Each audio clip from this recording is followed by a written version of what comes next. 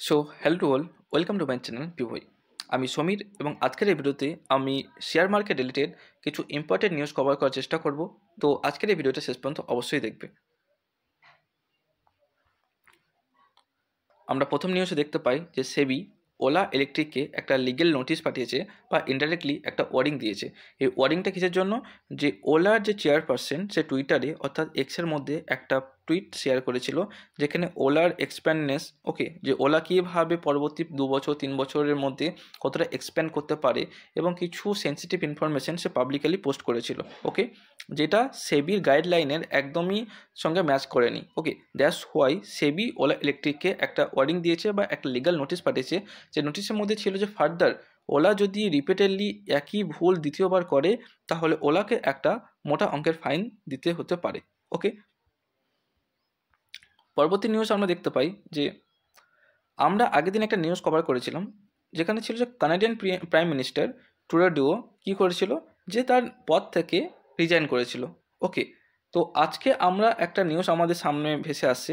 সে নিউজটা কি দেখতে পাচ্ছি যে অনিতা আনন্দ টুরাডিওর জায়গা নিতে পারে। এই অনিতা আনন্দ হচ্ছেন একজন ইন্ডিয়ান। অনিতা আনন্দ হচ্ছেন একজন ইন্ডিয়ান এবং তিনি বেসিক্যালি তামিলনাড়ু থেকে বিলংস করছেন, এবং আমরা খুব তাড়াতাড়ি কানাডিয়ান প্রাইম মিনিস্টার পদে আমরা অনিতা আনন্দকে আমরা দেখতে পারি। অনিতা আনন্দ প্রফেশনালি একজন হচ্ছে লয়ার।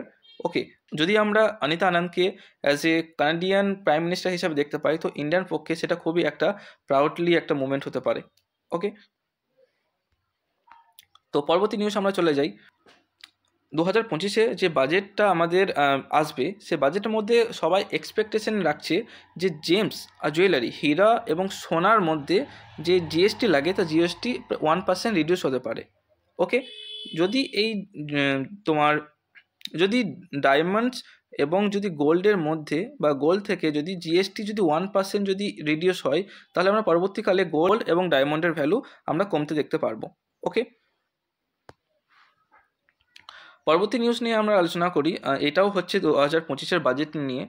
তো এখানে আমরা দেখতে পাচ্ছি যে 2025-এর যে বাজেটটা আমাদের আসবে, সেখানে ব্যাংকিং সেক্টরে একটা বড় রকমের রেভলিউশন আসতে পারে। সো সেই রেভলিউশনটা কি, সেটা যখন আমাদের 2025 সালে যখন আমাদের বাজেট লঞ্চ হবে, তখনই আমরা এই বাজেটের সম্বন্ধে আমরা ব্যাংকিং সেক্টরে কী কী পরিবর্তন আসতে পারে সেটা নিয়ে আমরা জানতে পারবো। তো পরবর্তী নিউজটা কি, যে HMPV ভাইরাস। তো HMPV ভাইরাস কিছুদিন ধরে ইন্ডিয়া তথা পুরো ওয়ার্ল্ড জুড়ে খুবই একটা ভয়াবহ মহল সৃষ্টি করেছে।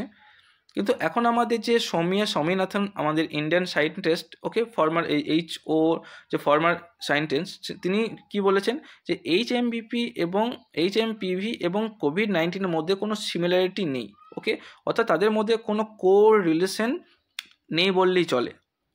তো কোরিলেশন না থাকার কারণে COVID-19 মতো HMPV ভয়াবহতা নয়।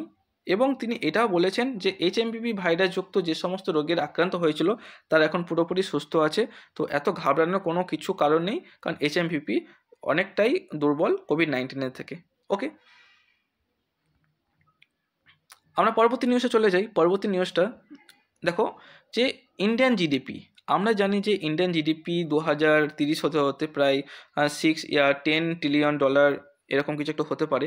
বাট রিসেন্টলি আমাদের খবর আসছে যে জিডিপি অর্থাৎ গ্রস ডোমেস্টিক প্রোডাক্ট এবং জিভিএ হচ্ছে গ্রস ভ্যালু অ্যাডেড, সেটা কি কমে 6.4%-এ এসে দাঁড়াতে পারে। আমরা 2024 সালে যেটা দেখতে পাই, 2024 সালে এই জিডিপি এবং জিভিএ 8.2% এবং 7.2% রেটে ছিল। বাট ইকোনমিস্টদের মত অনুসারে আমাদের জিডিপি 2025-এ সে জিডিপি এবং জিভিএ কমে 6.4%-এ আসতে পারে।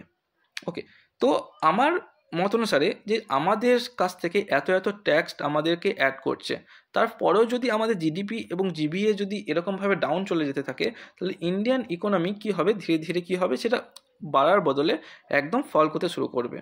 তো আমার মনে হয় না যে এটা কোনো সঠিক সিদ্ধান্ত নিচ্ছে সরকার দ্বারা। তো সরকার যদি এই এগেনস্টে কোনো রকম যদি পদক্ষেপ না নেয়, তাহলে যে একটা স্ট্রং ইকোনমি আমাদের ইন্ডিয়ার মধ্যে যেটা করার একটা স্বপ্ন ছিল, সেটা কিন্তু একটা অসম্পূর্ণ থেকে যাবে প্রায়। তো আজকের ভিডিওটা এতটা পর্যন্ত। দেখা হচ্ছে তোমাদের সাথে পরবর্তী ভিডিওতে। Thank you.